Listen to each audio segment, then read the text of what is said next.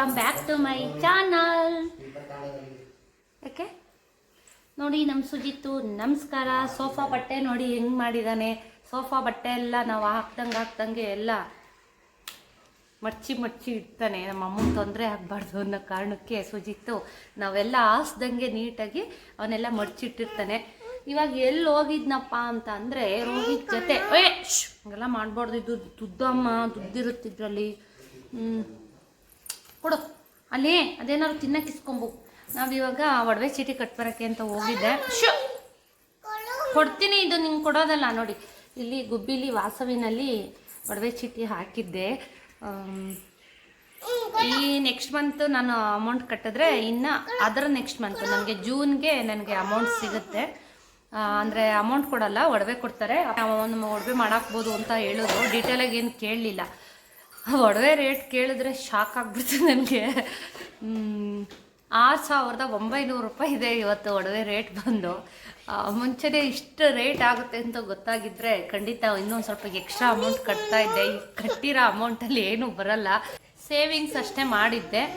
ಅಂತ ಅಳ್ತಾ ಹೋಗ್ತಿದ್ದಾನೆ. ಇದಕ್ಕೆ ನಾನು ಕಟ್ಟಿರೋ ಅಮೌಂಟ್ಗೆ ಒಂದು 7-8 ಗ್ರಾಮ್ ಅಷ್ಟು ಅಮೌಂಟ್ ಬರ್ಬೋದು ಅಷ್ಟೇ. ಇರಲಿ, ಸೇವಿಂಗ್ಸು ಎಲ್ಲೋ ಒಂದು ಕಡೆ ಸೇವ್ ಆಗುತ್ತೆ. ನೋಡೋಣ, ಏನಾದರೂ ತೊಗೊಂಡ್ರೆ ಇನ್ನೇನು ನೆಕ್ಸ್ಟ್ ವರಮಹಾಲಕ್ಷ್ಮಿ ಹಬ್ಬ ಬರುತ್ತೆ, ಅದಕ್ಕೂ ಆಗ್ಬೋದು ಅನ್ನೋ ಒಂದು ಕಾರಣಕ್ಕೆ ಸೇವಿಂಗ್ಸ್ ಮಾಡಿದ್ದೆ. ಇದು ಎಲ್ಲ ಅಂಗಡಿನಲ್ಲಿ 12 ತಿಂಗಳು ಕಟ್ಟಿದ್ರೆ ಈ ಅಂಗಡಿನಲ್ಲಿ 14 ತಿಂಗಳು ಕಟ್ಟಬೇಕು. ಓಕೆ, ಕಟ್ಟಿದ್ದೆಲ್ಲ ಆಯಿತು, ಇನ್ನೊಂದು ಮಂತ್ ಮಾತ್ರ ಕಟ್ಟಬೇಕು. ಕಟ್ಟಾದಮೇಲೆ ಏನಾದ್ರೂ ಗೋಲ್ಡೇ ತೊಗೋತೀನಿ, ಸಿಲ್ವರ್ ಏನು ತೊಗೊಳಲ್ಲ. ಸಿಲ್ವರ್ ತೊಗೊಳ್ಳೋ ಅಂಥ ಪ್ಲ್ಯಾನ್ ಕೂಡ ಇದೆ, ಆದರೆ ಸಿಲ್ವರ್ನ ಅಮೌಂಟ್ ಕೊಟ್ಟೆ ತೊಗೋತೀನಿ. ಅಂದರೆ ಹಬ್ಬಕ್ಕೆ ತೊಗೊತೀನಿ, ಸದ್ಯಕ್ಕೇನು ಸಿಲ್ವರ್ ತೊಗೊತಾ ಇಲ್ಲ. ನೋಡೋಣ. ಗೋಲ್ಡ್ ರೇಟ್ ಬಂದು ನಾಳೆಗೆ 7,000 ಬರಾಬರಿ ಆಗ್ತಿದೆ ಅಂತೆ. ಅವ್ರನ್ನ ಕೇಳಿದೆ. ಇವತ್ತು 6,900 ಇದೆ ಮೇಡಮ್, ನಾಳೆ ಬರಾಬರಿ 7,000 ಆಗುತ್ತೆ ಅಂತ ಹೇಳಿದ್ದಾರೆ. ಏನು ಒಡವೆ ತೊಗೊಳೋದು, ಏನು ಚಿನ್ನ ಸಿಲ್ವರ್ ಎಲ್ಲ ತೊಗೊಳೋದು, ಏನು ಕತೆನೋ, ಹೆಣ್ಮಕ್ಳಿಗೆ ಒಡವೆ ಮಾಡಿಸೋದು ಏನೋ, ಚಿನ್ನ ತೊಗೊಂಡು ಒಡವೆ ಮಾಡಿಸೋದೋ ಏನೋ ಗೊತ್ತಿಲ್ಲ. ಹಾಗೂ ಹಿಂಗೂ ಸ್ವಲ್ಪ ಅಮೌಂಟ್ನ ಸೇವ್ ಮಾಡಿ ಅಲ್ಲಿ ಇಲ್ಲಿ ಕೂಡಿಟ್ಟು ಅಂತ ಸಣ್ಣ ಪುಟ್ಟ ಒಡವೆಗಳನ್ನ ತೊಗೋತಾ ಇದ್ದೆ. ಫ್ರೆಂಡ್ಸ್ಗಳ ಹತ್ರ ಅದೇ ನಗು ಬರ್ತಿತ್ತು. ಸಣ್ಣ ಪುಟ್ಟ ಅಮೌಂಟ್ನ ಕೂಡ ಹಾಕಿ ಒಡವೆಗಳು ತೊಗೊತಾ ಇದ್ದೆ. ಹೆಂಗೆ ತೊಗೊಳೋದ್ರವ ಈಗ ಒಡವೆಗಳನ್ನ ಇಷ್ಟೊಂದು ರೇಟ್ ಆಗಿಬಿಟ್ಟಿದೆ ಅಂತ ಅಂದರೆ ಅವರೆಲ್ಲ ನಗ್ತಾರೆ. ನಿನ್ಗೆ ಯಾಕೆ ಒಡವೆ ಸುಂದರ ಶ್ವೇತ ಬಿದ್ದವ, ಅವೇ ಬಿದ್ದಿದ್ದವು ನಿನ್ನ ಹತ್ರ ಒಡವೆಗಳು, ನಿನ್ಗೆ ಯಾಕೆ ಸುಂದರ ಶ್ವೇತ ಒಡವೆಗಳು ಅಂತ ಹೇಳ್ತಾ ಇದ್ದಾರೆ. ಹಂಗಂತ ಹೆಣ್ಮಕ್ಳಿಗೆ ಆಸೆ ತಪ್ಪುತ್ತಾ? ಬರೀ ದುಡ್ಡು ಮಾಡಿದ್ರೆ ಸಂಪತ್ತಲ್ಲ, ಒಡವೆ ದುಡ್ಡು ಎಲ್ಲನೂ ಮಾಡಿದ್ರೆ ಸಂಪತ್ತು. ಹೆಣ್ಮಕ್ಳಿಗೆ ಹೆಚ್ಚೆ ಒಡವೆ ಇದ್ರೂ ಸಾಕಾಗಲ್ಲ. ನೋಡೋಣ ಏನು ತಗೋತೀನಿ, ಏನು ತಗೊಳ್ಳೋಣ ಅಂತ ಪ್ಲ್ಯಾನ್ ಮಾಡಿದ್ದೀನಿ. ಇನ್ನೂ ಅಂದ್ಕೊಂಡಿಲ್ಲ. ಒಂದು ಕಡೆ ಜೋಮಾಲ ಸರ ತಗೊಳ್ಳೋಣ, ನನ್ನ ಹತ್ರ ಅದಿಲ್ಲ ಅಂದ್ಕೊಂಡಿದ್ದೀನಿ. ನಮ್ಮ ಮನೆಯವ್ರಿಗೆ ಸ್ವಲ್ಪ ಮಣಿ ಇರೋದು, ಬೀಡ್ಸ್ ಇರೋದು ಇವೆಲ್ಲ ತಗೊಂಡ್ರೆ ಇಷ್ಟ ಆಗಲ್ಲ. ನೋಡೋಣ, ತಗೊಳ್ಬೇಕಾದ್ರೆ ತಗೊಂಡ್ಮೇಲೆ ಮಾಡಾಕಿದ್ಮೇಲೆ ಶೇರ್ ಮಾಡ್ತೀನಿ ಏನು ತಗೊಂಡಿದ್ದೀನಿ, ಏನು ತಗೋತೀನಿ ಏನು ಅಂತ. ಬನ್ನಿ, ಇವತ್ತಿನ ಬ್ಲಾಗ್ನ 5:15 ಶುರು ಮಾಡ್ತಾಯಿದ್ದೀನಿ. ಏಕೆಂದರೆ ಬಿಸಿಲಲ್ಲಿ ಬ್ಲಾಗ್ ಶುರು ಮಾಡಬಾರ್ದು, ತುಂಬ ತಂಪಲ್ಲಿ ಶುರು ಮಾಡೋಣ ಅಂದ್ಕೊಂಡು ಸಂಜೆ ಮೇಲೆ ನಾನು ಬ್ಲಾಗ್ನ ಶುರು ಮಾಡಿದ್ದೀನಿ. ಇವತ್ತು ಬಂದು ಚಿಕನ್ ಬಿರಿಯಾನಿ, ಚಿಕನ್ ಗ್ರೇವಿ ಮಾಡಿದ್ದೀನಿ. ಮಧ್ಯಾಹ್ನ ಎಲ್ಲ ಊಟ ಆಯಿತು. ಯಾಕೋ ನನಗೆ ಬಿಸಿಲಿಗೆ ಏನೂ ತಿನ್ನೋಕ್ಕಾಗ್ತಾಯಿಲ್ಲ. ನನಗೆ ಅಂತಲ್ಲ, ಎಲ್ರಿಗೂ ಅಷ್ಟೇ ಊಟ ಸರಿಗೆ ಸೇರಲ್ಲ ಈ ಬಿಸಿಲು ಜಾಸ್ತಿ ಇದ್ದಾಗ. ಇವಾಗ 6 ಗಂಟೆಗೆ ವಾಕ್ ಕೂಡ ಹೋಗಬೇಕು.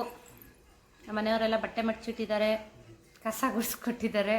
ನಾನು ಹ್ಞೂ ಅಂತಿದ್ದಾರೆ ನೋಡಿ, ಅಲ್ಲಿ ಅಡುಗೆ ಮನೆಗೆ ಕೂತ್ಕೊಂಡು. ಬನ್ನಿ ಏನು ಮಾಡ್ತಿದ್ದಾರೆ ಅಂತ ತೋರಿಸ್ತೀವಿ.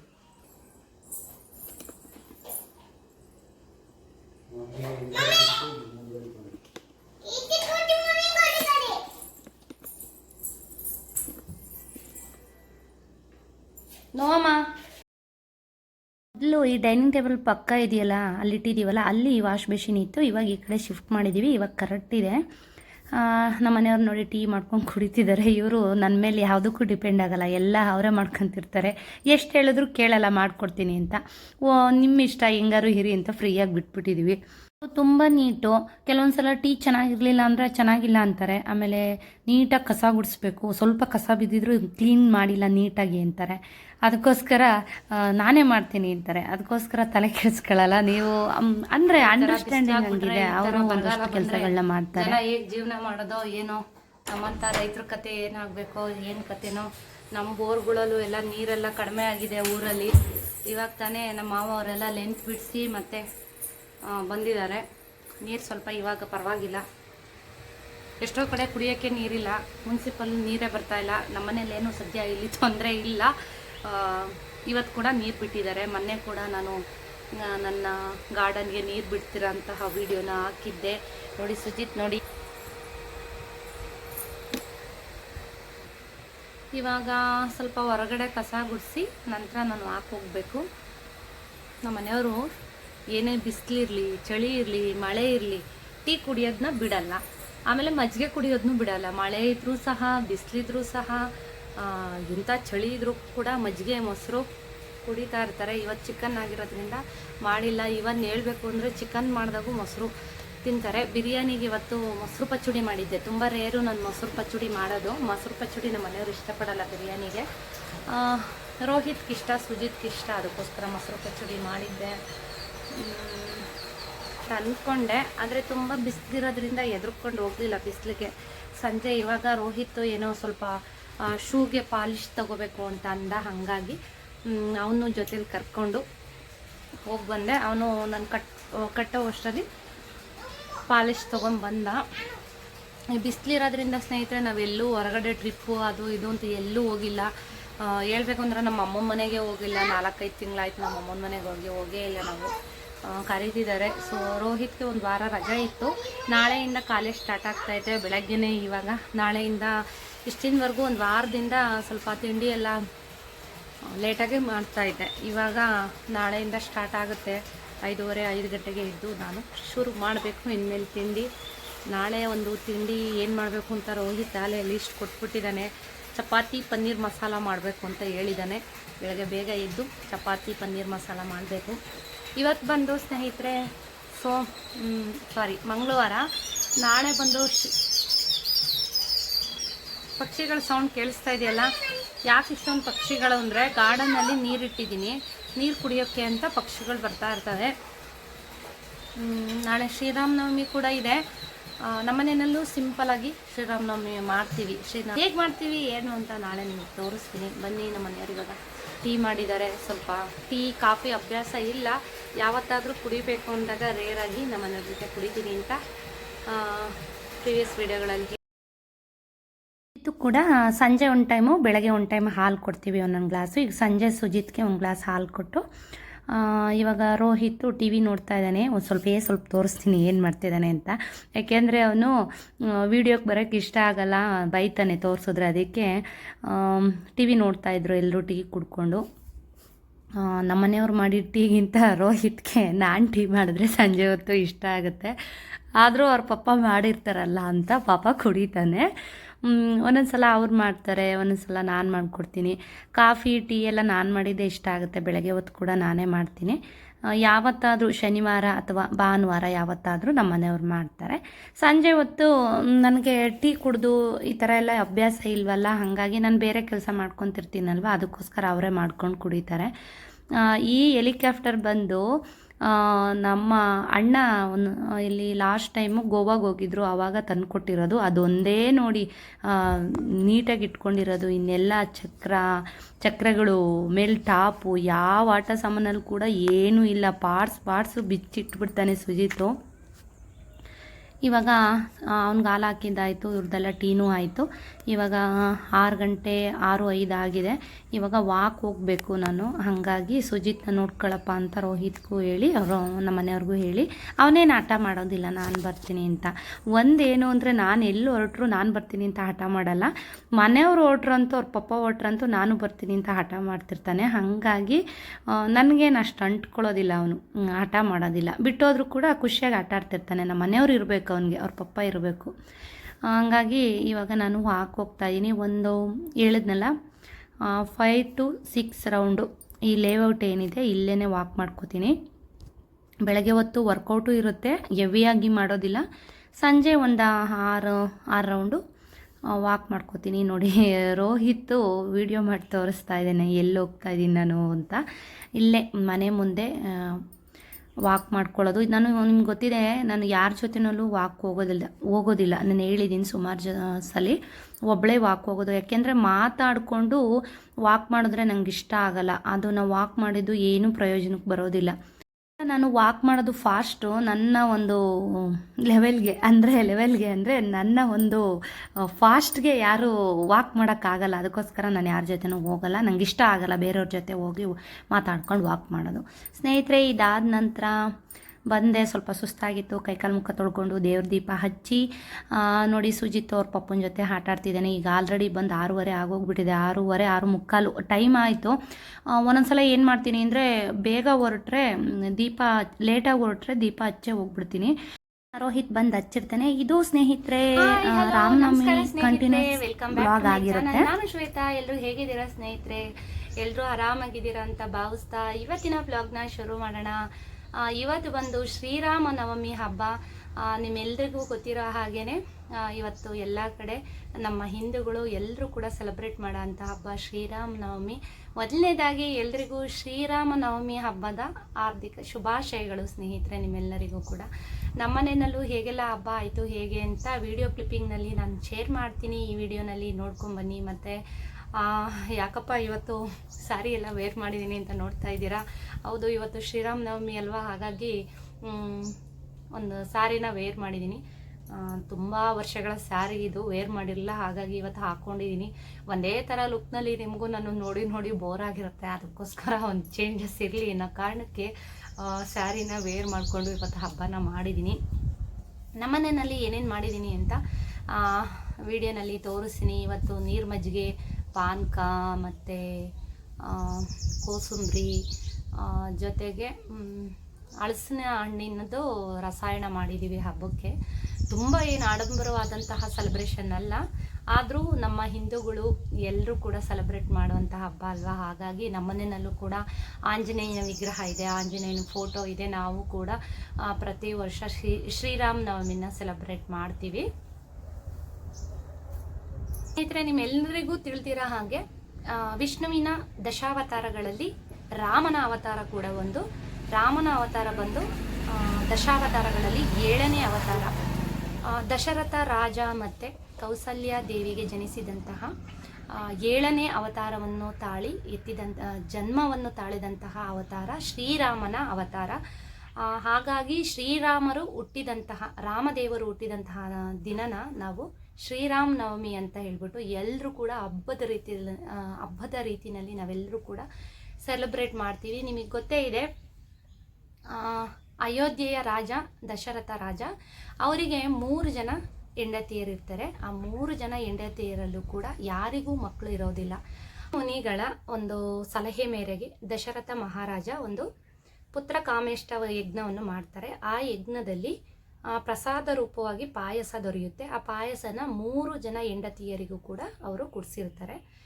ಆ ಪಾಯಸನ ಅವರು ತಗೊಂಡ ನಂತರ 3 ಜನ ಹೆಂಡತಿಯರಿಗೂ ಕೂಡ ಒಬ್ಬೊಬ್ಬ ಗಂಡು ಮಕ್ಕಳ ಜನನವಾಗುತ್ತೆ. ಅದರಲ್ಲಿ ಕೌಸಲ್ಯ ದೇವಿಗೆ ಶ್ರೀರಾಮ ದೇವರು ಹುಟ್ಟುತ್ತಾರೆ.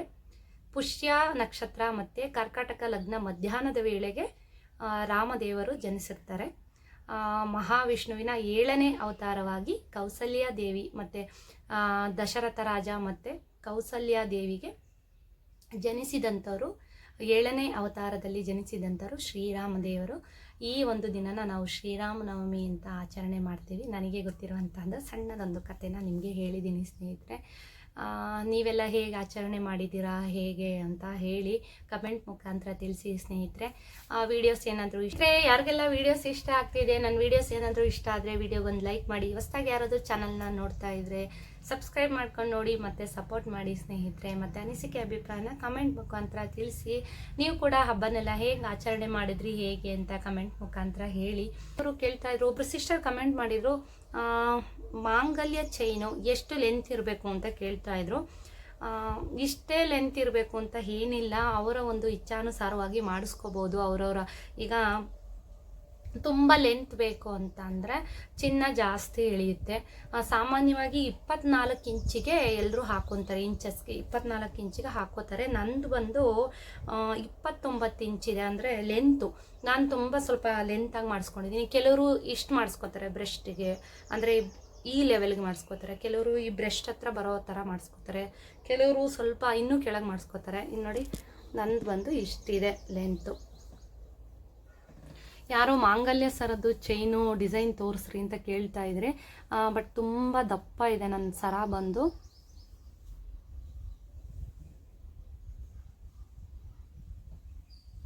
ಹಬ್ಬ ಇರೋದ್ರಿಂದ ನಾನು ತೆಗೆದೇನು ತೋರಿಸ್ತಾ ಇಲ್ಲ. ಸುಮಾರು ಸರಿ ನೋಡಿದ್ದೀರಾ.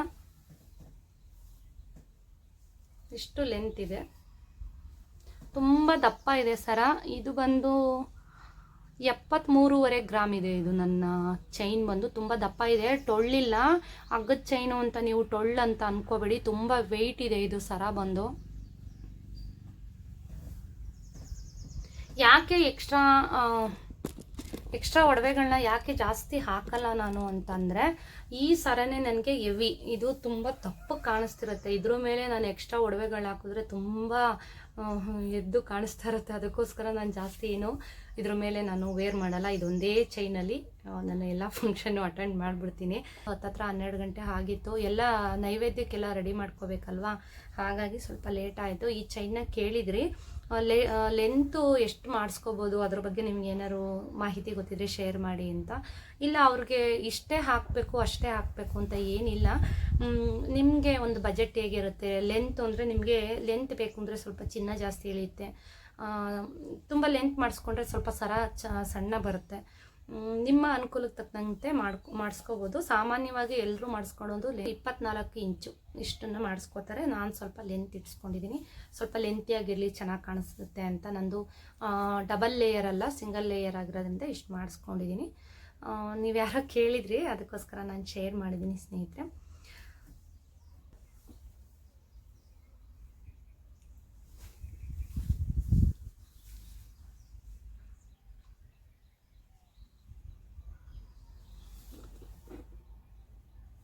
ಎರಡೂ ದಿವಸದ ಬ್ಲಾಗ್ನ ನಾನು ಒಂದೇ ವಿಡಿಯೋನಲ್ಲಿ ಶೇರ್ ಮಾಡ್ತಾಯಿದ್ದೀನಿ. ನಾನೊಂದು ಅಮೆಝಾನಲ್ಲಿ ಒಂದು ಫೌಂಡೇಶನ್ ಕ್ರೀಮ್ನ ಬುಕ್ ಮಾಡಿದ್ದೆ. ಅದು ಬಂದಿತ್ತು, ನೋಡೋಣ ಹೇಗಿದೆ ಅಂತ ಇವತ್ತು ಅಪ್ಲೈ ಮಾಡ್ಕೊಂಡಿದ್ದೆ. ತುಂಬ ಚೆನ್ನಾಗಿ ಅನ್ನಿಸ್ತಿತ್ತು. ಒಂಥರ ಬೂದ ಥರ ಏನು ಅನ್ನಿಸ್ತಿರಲ್ಲ, ಪರ್ಫೆಕ್ಟಾಗಿ ಸ್ಕಿನ್ಗೆ ಮ್ಯಾಚ್ ಆಗ್ತಾಯಿತ್ತು. ಬನ್ನಿ ರಾಮನವಮಿಗೆ ಹೇಗೆಲ್ಲ ಅರೇಂಜ್ ಮಾಡ್ಕೊಂಡಿದ್ದೆ ಅಂತ ತೋರಿಸ್ತಾ ಇದ್ದೀನಿ. ರಾಮನವಮಿಗೆ ನಮ್ಮನೆಯಲ್ಲೂ ಕೂಡ ಸಿಂಪಲಾಗಿ ಒಂದು ಪೂಜೆ ಎಲ್ಲ ಮಾಡ್ಕೋತೀವಿ. ಏನೇನೆಲ್ಲ ಮಾಡ್ತೀನಿ, ಹೇಗೆ ಮಾಡ್ತೀನಿ ಅಂತ ನಿಮಗೂ ತೋರಿಸ್ಕೊಡ್ತೀನಿ. ನೀರು ಮಜ್ಜಿಗೆ ಮತ್ತು ಪಾನಕ, ಜೊತೆಗೆ ಕೋಸಂಬರಿ ಮಾಡ್ತಾಯಿದ್ದೀನಿ. ಜೊತೆಗೆ ಇವತ್ತು ನಮ್ಮ ತಂದೆ ಹಳಸಿನಕಾಯಿ ತೊಗೊಂಬಂದಿದ್ರು, ಹಳಸಿನ ಹಣ್ಣು, ಅದ್ರದ್ದು ರಸಾಯನ ಕೂಡ ಮಾಡ್ತಾಯಿದ್ದೀನಿ. ಬನ್ನಿ ನಿಮಗೆ ತೋರಿಸ್ಕೊಡ್ತೀನಿ. ನೀರು ಮಜ್ಜಿಗೆಗೆ ನೋಡ್ತಾ ಇದ್ದೀರಾ, ಎಲ್ಲ ಹಚ್ಚಿ ಆಲ್ರೆಡಿ ಎಲ್ಲ ರೆಡಿಯಾಗಿದೆ. ಮೊಸರು ಕೂಡ ತಂದಿದ್ದಾರೆ, ಕರ್ಬೂಜದ ಹಣ್ಣು ಕೂಡ ರೆಡಿಯಾಗಿದೆ. ಆಲ್ರೆಡಿ ರೆಡಿ ಮಾಡ್ಕೊಂಡಿದ್ದೀನಿ. ಸ್ನಾನ ಮಾಡ್ಕೊಂಬಂದು ಎಲ್ಲ ನಮ್ಮನೆಯವ್ರು ಕೂಡ ಹೆಲ್ಪ್ ಮಾಡಿದ್ದಾರೆ. ಎಲ್ಲ ಕರ್ಬೂಜ ಹಣ್ಣು ಇದೆಲ್ಲ ರೆಡಿ ಮಾಡಿ ಇಟ್ಟಿದ್ದಾರೆ. ಇವಾಗ ಮೊದಲಿಗೆ ಕೋಸಂಬರಿ ಮಾಡ್ಕೊತಾ ಇದ್ದೀನಿ. ಸಾಮಾನ್ಯವಾಗಿ ಶನಿವಾರದೊತ್ತು ನಾನು ಹೆಸರುಬೇಳೆ ಕೋಸಂಬರಿ ಮಾಡ್ಕೊತೀನಿ. ಇವತ್ತು ರಾಮನವಮಿ ಅಲ್ವಾ, ಸಾಮಾನ್ಯ ರಾಮನವಮಿಗೆ ನಾನು ಕಡಲೆಬೇಳೆ ಕೋಸಂಬರಿನೇ ಮಾಡೋದು. ಹೇಗೆ ಮಾಡೋದು ಅಂತ ತೋರಿಸ್ಕೊಡ್ತಾ ಇದ್ದೀನಿ ಸ್ನೇಹಿತರೆ. ಏನೇನೆಲ್ಲ ಮಾಡ್ಕೊಂಡಿದ್ದೀನಿ ಫಟಾಫಟ್ ಅಂತ ತೋರಿಸ್ಕೊಡ್ತಾ ಇದ್ದೀನಿ ನಿಮಗೆ. ಇವಾಗ ಕಡಲೆಬೇಳೆನ 1 ಅವರ್ ನಾನು ಮೊದಲೇ ನೆನೆಸಿಟ್ಕೊಂಡಿದ್ದೀನಿ. ಅದಕ್ಕೆ ಇವಾಗ ಸಣ್ಣದಾಗಿ ಹಚ್ಚಿಟ್ಕೊಂಡಿರುವಂತಹ ಸೌತೆಕಾಯಿನ ಸೇರಿಸ್ಕೊತಾ ಇದ್ದೀನಿ. ಇದ್ರ ಜೊತೆಗೆ ಸ್ವಲ್ಪ ಕೊತ್ತಂಬರಿ ಸೊಪ್ಪು ಮತ್ತು ಹಸಿರು ಮೆಣಸಿನ್ಕಾಯಿ, ಖಾರಕ್ಕೆ ಎಷ್ಟು ಬೇಕಷ್ಟು ಹಸಿರು ಮೆಣಸಿನ್ಕಾಯಿ ಹಾಕ್ಕೋತಾ ಇದ್ದೀನಿ. ಬೇಕಿದ್ರೆ ನೀವು ಸೌತೆಕಾಯಿ ಇಷ್ಟೇ ಸೇರಿಸ್ಬೇಕು ಅಂತ ಏನಿಲ್ಲ. ನಾನೊಂದು ಸ್ವಲ್ಪ ಮಾಡ್ಕೋತಾ ಇದ್ದೀನಿ ಇವತ್ತು. ತುಂಬ ಜಾಸ್ತಿ ಮಾಡಿದಾಗ ಯಾರೂ ತಿನ್ನೋದಿಲ್ಲ, ಸ್ವಲ್ಪ ಮಾಡಿದಾಗ ಫುಲ್ ಖಾಲಿ ಆಗೋಗುತ್ತೆ. ಇವತ್ತು ಹಾಗೆ ಆಗಿದ್ದು, ಫುಲ್ ಎಲ್ಲ ಖಾಲಿ ಆಗಿತ್ತು. ಇದಕ್ಕೆ ಹಸಿರು ಮೆಣಸಿನ್ಕಾಯಿ ಹಾಕ್ಕೋತಾ ಇದ್ದೀನಿ. ಮತ್ತು ಸೌತೆಕಾಯಿ ನಿಮ್ಗೆ ಎಷ್ಟು ಬೇಕಷ್ಟು ಹಾಕೊಳ್ಳಿ, 1-2 ತೊಂದರೆ ಇಲ್ಲ. ಕೊತ್ತಂಬರಿ ಸೊಪ್ಪು ಮತ್ತು ಹಸಿ ತೆಂಗಿನಕಾಯಿ ಫ್ರೆಶ್ ಆಗಿ ತುರಿದಿರೋ ಅಂಥದ್ದು ಹಾಕ್ಕೊಂಡ್ರೆ ಚೆನ್ನಾಗಿರುತ್ತೆ. ಇಷ್ಟನ್ನು ಹಾಕಿ ಒಂದೇ ಅರ್ಧ ಹೋಳಷ್ಟು ನಿಂಬೆ ಹಣ್ಣಿನ ರಸನ ಹಿಂಡ್ಬಿಟ್ಟು ಉಪ್ಪನ್ನು ನಾನು ಈಗಲೇ ಸೇರಿಸ್ತಾ ಇಲ್ಲ. ದೇವ್ರ ನೈವೇದ್ಯಕ್ಕೆ ಸಾಮಾನ್ಯ ಉಪ್ಪು ಹಾಕೋದಿಲ್ಲ, ಹಾಗೆ ಇಡ್ತೀವಿ ನಮ್ಮ ಮನೆಗಳಲ್ಲಿ. ನಿಮ್ಮ ಕಡೆ ಹೇಗೆ ಅಂತ ನಂಗೆ ಗೊತ್ತಿಲ್ಲ, ಸಾಮಾನ್ಯ ಹಾಗೆ ಇಡ್ತಾರೆ ಅಂತ ಅನ್ಕೋತೀನಿ. ಆಮೇಲೆ ಉಪ್ಪು ಹಾಕ್ತೀನಿ, ಮತ್ತು ಈ ಸೌತೆಕಾಯಿ ಹಾಕಿರೋದ್ರಿಂದ ಸ್ವಲ್ಪ ನೀರು ಒಡೆದ್ಬಿಡುತ್ತೆ, ಹಾಗಾಗಿ ಇದನ್ನೆಲ್ಲ ಮಿಕ್ಸ್ ಮಾಡಿ ಒಂದು ಕಡೆ ಇಟ್ಟೆ. ಇವಾಗ ಪಾನಕ ಮಾಡ್ಕೊಳ್ಳೋಣ. ಸ್ವಲ್ಪ ರುಚಿಗೆ ಅನುಗುಣವಾಗಿ ನಾನು ಬೆಲ್ಲನ ಹಾಕ್ಕೊಂಡಿದ್ದೀನಿ, ಸಿಹಿಗೆ ಎಷ್ಟು ಬೇಕಷ್ಟು. ಅದ್ರ ಜೊತೆಗೆ ನೀರನ್ನ ಹಾಕಿ ಇಡ್ತಾ ಇದ್ದೀನಿ ಬೆಲ್ಲ ಕರಗೋದಕ್ಕೆ. ನಾನು ಸ್ವಲ್ಪ ಜಾಸ್ತಿನೇ ಮಾಡ್ಕೊತಾ ಇದ್ದೀನಿ ಪಾನಕ ಬಂದು. ಬಿಸಿಲಲ್ವಾ, ಬಿಸಿಲಲ್ಲಿ ಸ್ವಲ್ಪ ಪಾನಕ ಎಲ್ಲ ಚೆನ್ನಾಗೇ ಕುಡಿತಾರೆ. ನಮ್ಮನೆಯಲ್ಲಿ ಯಾವಾಗಲೂ ಜ್ಯೂಸ್ ಮಾಡ್ತಾನೆ ಇರ್ತೀವಿ, ಪ್ರತಿನಿತ್ಯ ಜ್ಯೂಸ್ ಇದ್ದೇ ಇರುತ್ತೆ, ಯಾವುದಾದ್ರೂ ಒಂದು ಹಣ್ಣದು ಇದ್ದೇ ಇರುತ್ತೆ. ಅಥವಾ ಹಣ್ಣೇನೂ ಇಲ್ಲ ಅಂದರೂ ನಿಂಬೆ ಹಣ್ಣಿಂದಾದರೂ ನಾವು ಮಾಡ್ತಾ ಇರ್ತೀನಿ. ಇವಾಗ ಸ್ವಲ್ಪ ಬೆಲ್ಲ ಕರಗಲಿ, ಸ್ವಲ್ಪ ಕಲಿಸ್ಬಿಟ್ಟು ಇಡ್ತಾ ಇದ್ದೀನಿ. ಸ್ವಲ್ಪ ದಪ್ಪಕ್ಕೆ ಕುಟ್ಟು ಹಾಕಿದ್ದೀನಿ ಕರಗ್ಕೊಳ್ಳುತ್ತೆ ಅಂತ. ಇದಕ್ಕೆ ಇವಾಗ ಕರ್ಬೂಜ ಹಣ್ಣನ್ನು ಏನು ಸಿಪ್ಪೆ ಎಲ್ಲ ತೆಗೆದು ಒಳಗಡೆ ತಿರುಳನ್ನ ತೆಗೆದಿಟ್ಕೊಂಡಿದ್ದೀನಿ, ಇದನ್ನು ಮಿಕ್ಸಿಗೆ ಹಾಕ್ತಾಯಿದ್ದೀನಿ. ಬೇಕಿದ್ರೆ ನೀವು ತುಂಬ ಹಣ್ಣಾಗಿತ್ತು ಅಂದರೆ ಕೈಯಲ್ಲೇ ಕಿವುಚಿ ಸಹ ನೀವು ಹಾಕೋಬೋದು. ನಮಗೆ ಬ್ಯಾಲದ ಹಣ್ಣು ಸಿಗುತ್ತೆ ಹಳ್ಳಿ ಕಡೆ, ಅದರಲ್ಲಿ ನಾವು ಜ್ಯೂಸ್ ಮಾಡ್ತಾಯಿದ್ವಿ. ಈ ಸಲ ಸಿಕ್ಕಲಿಲ್ಲ ಅದು, ಹಾಗಾಗಿ ಕರ್ಬೂಜ ಹಣ್ಣಿನ ಜ್ಯೂಸ್ನೇ ಪಾನಕನೇ ಮಾಡ್ಕೊತಾ ಇದ್ದೀವಿ. ಇದನ್ನು ರುಬ್ಬಿ ಮಿಕ್ಸಿನಲ್ಲಿ ಇದ್ರ ಜೊತೆಗೆ ಸೇರಿಸ್ಕೊತಾ ಇದ್ದೀನಿ. ಸ್ವಲ್ಪ ತಣ್ಣಗಿರೋ ನೀರನ್ನ ಹಾಕ್ಕೊಳ್ಳಿ, ಚೆನ್ನಾಗಿರುತ್ತೆ. ಕೋಲ್ಡ್ ವಾಟರ್ ಹಾಕ್ಕೊಂಡ್ರೆ ಚೆನ್ನಾಗಿರುತ್ತೆ. ಅಥವಾ ಐಸ್ ಟ್ಯೂಬ್ ಏನಾದ್ರು ಇದ್ದರೆ ಹಾಕ್ಕೊಳ್ಳಿ, ಅಥವಾ ಮಡಕೆನಲ್ಲಿ ನೀರಿಟ್ಟಿದ್ರೆ ಅದನ್ನು ಹಾಕ್ಕೊಳ್ಳಿ, ಚೆನ್ನಾಗಿರುತ್ತೆ. ತಣ್ಣಗಿದ್ರೆ ಬಿಸಿಲಿಗೆ ಚೆನ್ನಾಗಿರುತ್ತೆ. ಇವಾಗ ಎಲ್ಲನೂ ರುಬ್ಬಿ ಇದಕ್ಕೆ ಹಾಕ್ಕೊಂಡು ಒಂದು ಅರ್ಧ ಹೋಳಷ್ಟು ನಿಂಬೆ ಹಣ್ಣನ್ನು ಸೇರಿಸ್ಕೊತಾ ಇದ್ದೀನಿ, ನಿಂಬೆ ಹಣ್ಣಿನ ರಸನ ಸೇರಿಸ್ಕೊತಾ ಇದ್ದೀನಿ. ಸ್ವಲ್ಪ ಬೆಲ್ಲ ಹಾಕಿರ್ತೀವಲ್ವ, ಅದು ಬೆಲ್ಲ ಸ್ವಲ್ಪ ಹೀಟು, ಆದರೂ ಬೆಲ್ಲದ ರುಚಿನೇ ಚೆಂದ. ಸಕ್ಕರೆಗಿಂತ ಬೆಲ್ಲ ಹಾಕಿ ಮಾಡೋದು ಪಾನಕ ತುಂಬಾ ರುಚಿಯಾಗಿರುತ್ತೆ. ಹಾಗಾಗಿ ಬೆಲ್ಲ ಹಾಕಿದ್ದೀನಿ. ಅದ್ರ ಜೊತೆಗೆ ಹೀಟ್ ಅಂತ ಸ್ವಲ್ಪ ಒಂದು ಅರ್ಧ ಹೋಳಷ್ಟು ನಿಂಬೆ ಹಣ್ಣಿನ ರಸನ ಸೇರಿಸ್ಕೊತಾ ಇದ್ದೀನಿ. ಜೊತೆಗೆ ಒಂದು ಸ್ವಲ್ಪ ಏಲಕ್ಕಿ ಪೌಡ್ರನ್ನು ಕೂಡ ಸೇರಿಸ್ಕೊತಾ ಇದ್ದೀನಿ. ಇಷ್ಟನ್ನು ಕೂಡ ಮಿಕ್ಸ್ ಮಾಡಿ ಒಂದು ಸೈಡ್ಗೆ ಎತ್ತಿಟ್ಬಿಡೋಣ. ಇವಾಗ ಕೋಸಂಬರಿ ರೆಡಿ ಆಯಿತು, ಇವಾಗ ಪಾನಕ ಕೂಡ ರೆಡಿ ಆಯಿತು. ಇದನ್ನು ಬೆಲ್ಲ ಕರಗಲಿ ಸ್ವಲ್ಪ ಸೈಡ್ಗೆ ಎತ್ತಿಟ್ಕೊಂಡ್ಬಿಡೋಣ. ಇದಾದ ನಂತರ ನೀರು ಮಜ್ಜಿಗೆನ ಮಾಡ್ಕೊಳ್ಳೋಣ. ಒಂದು ಮಿಕ್ಸಿ ಜಾರ್ನ ತೊಗೊಂಡು ಒಂದು ಅರ್ಧ ಲೀಟ್ರಷ್ಟು ಮೊಸರನ್ನ ತಗೊಂಬಂದಿದ್ದೀನಿ. ಇದನ್ನು ಮಿಕ್ಸಿ ಜಾರ್ಗೆ ಸೇರಿಸ್ಕೊಂಡು ಇದಕ್ಕೆ ಸ್ವಲ್ಪ ಕೊತ್ತಂಬರಿ ಸೊಪ್ಪು, ನಿಮ್ಗೆ ಇಷ್ಟ ಇತ್ತು ಅಂದರೆ ಒಂದು ಹಸಿರು ಮೆಣಸಿನ್ಕಾಯಿ ಕೂಡ ಸೇರಿಸ್ಕೊಬೋದು. ಮಕ್ಕಳು ಕುಡಿಯೋದ್ರಿಂದ ನಾನು ಹಸಿರು ಮೆಣಸಿನ್ಕಾಯಿ ಸೇರಿಸಲ್ಲ, ಯಾಕೆ ಅಂದರೆ ಗ್ಯಾಸ್ಟ್ರಿಕ್ ಪ್ರಾಬ್ಲಮ್ ಆಗುತ್ತೆ, ಮಕ್ಕಳಿಗೂ ಕೂಡ ಹೊಟ್ಟೆ ಉರಿ ಎತ್ಕೊಳ್ಳುತ್ತೆ. ಹಾಗಾಗಿ ನಾನು ಹಸಿರು ಮೆಣಸಿನ್ಕಾಯಿನ ಸ್ಕಿಪ್ ಮಾಡ್ತೀನಿ, ನೀವು ಬೇಕಿದ್ರೆ ಹಾಕ್ಕೊಳ್ಳಿ. ಸ್ವಲ್ಪ ಕೊತ್ತಂಬರಿ ಸೊಪ್ಪು ಪೀಸ್ ಮಾಡಿ ಹಾಕೋತಾ ಇದ್ದೀನಿ. ಒಂದು 4-5 ಎಲೆಯಷ್ಟು ಕರಿಬೇವಿನ ಎಲೆನ ಹಾಕೋತಾ ಇದ್ದೀನಿ. ಜೊತೆಗೆ ರುಚಿಗೆ ತಕ್ಕಷ್ಟು ಉಪ್ಪನ್ನ ಸೇರಿಸ್ಕೊತಾ ಇದ್ದೀನಿ. ಇದ್ರ ಜೊತೆಗೆ ಡೈಜೆಷನ್ಗೆ ಒಳ್ಳೆಯದು ಅಂತ ಸ್ವಲ್ಪ ಶುಂಠಿನ ಹಾಕೊತಾ ಇದ್ದೀನಿ, ಹಸಿ ಶುಂಠಿ. ಇವಿಷ್ಟನ್ನು ಹಾಕಿ ರುಬ್ಬಿ ಚೆನ್ನಾಗಿ ಗ್ರೈಂಡ್ ಮಾಡಿಕೊಂಡು ಫಿಲ್ಟ್ರ್ ಮಾಡ್ಕೊತಾ ಇದ್ದೀನಿ. ಇದೆಲ್ಲ ಸ್ವಲ್ಪ ಬಾಯಿಗೆ ಸಿಗಬಾರ್ದಲ್ವ, ಹಾಗಾಗಿ ಫಿಲ್ಟ್ರ್ ಮಾಡಿಕೊಂಡು ಇದಕ್ಕೆ ಎಷ್ಟು ಬೇಕು ಅಷ್ಟು ನಿಮಗೆ ನೀರು ಎಷ್ಟು ಬೇಕಷ್ಟು ನೀರನ್ನ ಸೇರಿಸ್ಕೊಳ್ಳಿ. ನೀರು ಮಜ್ಜಿಗೆ ಅಲ್ವಾ, ಹಾಗಾಗಿ ನೀರು ನಿಮಗೆ ಎಷ್ಟು ಅವಶ್ಯಕತೆ ಇದೆ ಅಷ್ಟನ್ನು ಸೇರಿಸ್ಕೊಳ್ಳಿ. ಇವಾಗ ನೋಡಿ, ಒಂದು 2 ಮಗ್ಗಷ್ಟು ನಾನು ನೀರನ್ನ ಹಾಕ್ಕೊಂಡು ನೀರು ಮಜ್ಜಿಗೆ ಕೂಡ ರೆಡಿ ಆಯಿತು. ಇವಾಗ ನೀರು ಮಜ್ಜಿಗೆ ರೆಡಿ ಆಯಿತು, ಪಾನಕ ಕೂಡ ರೆಡಿ ಆಯಿತು. ಒಂದು ಕಡೆ ಕೋಸಂಬರಿ ಕೂಡ ಕಡಲೆಬೇಳೆ ಕೋಸಂಬರಿ ಕೂಡ ರೆಡಿ ಆಯಿತು. ಇದಾದ ನಂತರ ಇವಾಗ ಸ್ನೇಹಿತರೆ ಏನು ಮಾಡ್ಕೋತಾ ಇದ್ದೀನಿ ಅಂದರೆ, ನಮ್ಮ ತಂದೆ ಹಲಸಿನ ಹಣ್ಣನ್ನ ತಂದಿದ್ರು. ಅದನ್ನು ಕಟ್ ಮಾಡೋಕ್ಕೆ ತುಂಬ ಟೈಮ್ ಹಿಡಿಯುತ್ತೆ. ಸ್ವಲ್ಪ ನಮ್ಮ ಮನೆಯವರು ನಾನು ಸೇರಿಕೊಂಡು ಪೂಜೆಗೆ ಎಷ್ಟು ಬೇಕಷ್ಟು ಬಿಡಿಸ್ಕೊಂಡು ಸ್ನಾನ ಆದಮೇಲೆ ಕಟ್ ಮಾಡಿ ಇಡೋಣ, ದೇವರಿಗೆ ನೈವೇದ್ಯಕ್ಕಲ್ವ ಅಂತ ಸ್ನಾನ ಮಾಡ್ಕೊಂಬಂದು ಕಟ್ ಮಾಡ್ತಾ ಇರೋದು. ಕಟ್ ಮಾಡಿ ಅದನ್ನೇನು ನಾನು ವೀಡಿಯೋ ಮಾಡಿಲ್ಲ, ವೀಡಿಯೋ ಲೆಂತ್ ಆಗುತ್ತೆ ಅನ್ನೋ ಕಾರಣಕ್ಕೆ ಅದನ್ನೆಲ್ಲ ಸಣ್ಣಕ್ಕೆ ಬಿಡಿಸ್ಕೊಂಡು ಇದಕ್ಕೆ ಹಸಿ ತೆಂಗಿನಕಾಯಿ ತುರಿ, ಸ್ವಲ್ಪ ಏಲಕ್ಕಿ ಮತ್ತು ಸಿಹಿಗೆ ಎಷ್ಟು ಬೇಕಷ್ಟು ಬೆಲ್ಲ. ಯಾಕೆಂದರೆ ಆಲ್ರೆಡಿ ಹಲಸಿನ ಹಣ್ಣು ಸ್ವೀಟೇ ಇರುತ್ತೆ, ಸ್ವಲ್ಪ ಸ್ವೀಟ್ನ ಕಡಿಮೆನೇ ಹಾಕ್ಕೊಳ್ಳಿ. ತುಂಬ ಚೆನ್ನಾಗಿರುತ್ತೆ, ತುಂಬ ಜನಕ್ಕೆ ಇಷ್ಟ. ನಿಮಗೆ ಗೊತ್ತಿರುತ್ತೆ, ಹಲಸಿನ ಹಣ್ಣಿನ ಸೀಸನ್ ಬಂದರೆ ಎಲ್ಲ ದೇವಸ್ಥಾನಗಳಲ್ಲೂ ಕೂಡ ಹಲಸಿನ ಹಣ್ಣಿನ ರಸಾಯನ ಮಾಡ್ತಾ ಇರ್ತಾರೆ. ಜೊತೆಗೆ ಬಾಳೆಹಣ್ಣು ಕೂಡ ಹಾಕೋಬೋದು, ಚೆನ್ನಾಗಿರುತ್ತೆ. ನಾನು ಬರೀ ಹಲಸಿನ ಹಣ್ಣನ್ನು ಹಾಕಿ ರಸಾಯನ ಮಾಡ್ಕೊತಾ ಇದ್ದೀನಿ. ಇವತ್ತು 4 ಬಗೆ ರೀತಿಯಲ್ಲಿ ನಾನು ದೇವರ ನೈವೇದ್ಯಕ್ಕೆ ರೆಡಿ ಮಾಡ್ಕೊಂಡಿದ್ದೀನಿ. ತುಂಬ ಟೈಮ್ ಆಗೋಯ್ತು, ಆಲ್ರೆಡಿ 11:15 ಆಗ್ತಾ ಬಂತು. 12 ಗಂಟೆ ಅಷ್ಟರಲ್ಲಿ ಪೂಜೆ ಮುಗಿಸ್ಬೇಕು ಅಂತ ತುಂಬ ಗಡಿಬಿಡಿನಲ್ಲಿ ನಾನು ರೆಡಿ ಮಾಡ್ಕೋತಾ ಇದ್ದೀನಿ. ಹಲಸಿನ ಹಣ್ಣಿನ ರಸಾಯನ ಮತ್ತು ಕರ್ಬೂಜ ಹಣ್ಣಿನ ಪಾನಕ, ಕಡಲೆಬೇಳೆ ಕೋಸಂಬರಿ ಜೊತೆಗೆ ನೀರು ಮಜ್ಜಿಗೆ ಇಷ್ಟನ್ನು ಕೂಡ ರೆಡಿ ಮಾಡಿ ದೇವರ ನೈವೇದ್ಯಕ್ಕೆ ಇಷ್ಟನ್ನು ರೆಡಿ ಮಾಡಿದ್ದೀನಿ. ಬನ್ನಿ ಇವಾಗ ಪೂಜೆ ಮಾಡ್ಕೊಂಬಿಡೋಣ. ನಾನು ಸ್ಯಾರಿ ವೇರ್ ಮಾಡ್ಕೊಂಬಂದು ದೇವ್ರ ಪೂಜೆನ ಮಾಡ್ಕೊಂಬಿಡ್ತೀನಿ ಫಟಾಫಟ್ ಅಂತ. ಸ್ಯಾರಿ ವೇರ್ ಮಾಡಿದ್ದೀನಿ, ತುಂಬ ಟೈಮ್ ಆಗೋಗ್ಬಿಟ್ಟಿದೆ ಆಲ್ರೆಡಿ. ಹಾಗಾಗಿ ಡೀಟೇಲಾಗಿ ಏನು ತೋರಿಸ್ತಾ ಇಲ್ಲ, ಲಾಸ್ಟಿಗೆ ತೋರಿಸ್ತೀನಿ ಹೇಗೆ ರೆಡಿಯಾಗಿದೆ ಅಂತ. ಆಲ್ರೆಡಿ ತೋರಿಸಿದ್ದೀನಿ ನಿಮಗೆ ಹೇಗೆ ರೆಡಿಯಾಗಿದ್ದೀನಿ ಅಂತ. ನೋಡಿ, ಈ ರೀತಿಯಾಗಿ ಆಂಜನೇಯನ ಫೋಟೋ ವಿಗ್ರಹ ಎರಡೂ ಇದೆ. ಆದ್ದರಿಂದ ನಾವು ನಮ್ಮ ಮನೆಯಲ್ಲೂ ಕೂಡ ಮನೆ ದೇವರು ಬಂದು ಲಕ್ಷ್ಮೀ ನರಸಿಂಹಸ್ವಾಮಿ ಆಗಿರೋದ್ರಿಂದ ವಿಷ್ಣು ಅಲ್ವಾ, ವಿಷ್ಣು ಅವತಾರಗಳಲ್ಲಿ ಇವೆಲ್ಲ ಅವತಾರಗಳು ಕೂಡ ಒಂದು. ಹಾಗಾಗಿ ರಾಮನವಮಿನ ಈ ಥರ ಸೆಲೆಬ್ರೇಟ್ ಮಾಡ್ಕೊಂಡ್ವಿ. ಪಾನಕ ಮತ್ತು ಪ್ರಸಾದ, ಇದನ್ನ ದೇವ್ರ ಪೂಜೆಗೆ ಪ್ರಸಾದ ಮಾಡಿದ್ನಲ್ಲ ಅದೇ ಸಾಕು ಅಂದ್ಬಿಟ್ರು. ಅದಕ್ಕೋಸ್ಕರ ಮುದ್ದೆ ಏನು ಮಾಡ್ತಾಯಿಲ್ಲ, ರೈಸ್ ಅಷ್ಟೇ ಮಾಡ್ತಾ ಇದ್ದೀನಿ. ಇವಾಗ ಅನ್ನಕ್ಕೆ ಇಟ್ಟಿದ್ದೀನಿ.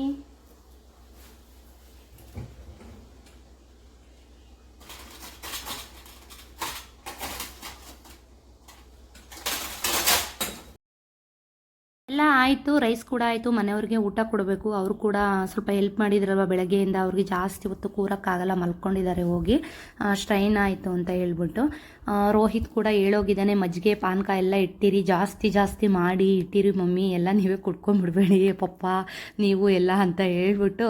ಏಕೆಂದರೆ ನಾನು ಕಡಿಮೆ ಸ್ವಲ್ಪನೇ ಎಲ್ಲನೂ ತೊಗೊಳ್ಳೋದು, ಸ್ವಲ್ಪ ಆಯಿಲ್ ಫುಡ್ಡು ಇದೆಲ್ಲ ತುಂಬ ಕಡಿಮೆನೇ ನಾನು.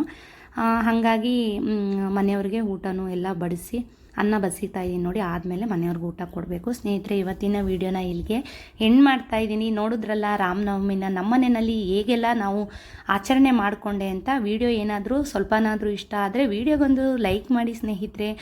ಸಿಗೋಣ ಮುಂದಿನ ವೀಡಿಯೋಗಳಲ್ಲಿ. ಅಲ್ಲಿವರೆಗೂ ನಮಸ್ಕಾರ, ಟೇಕ್ ಕೇರ್, ಬಾಯ್ ಬಾಯ್.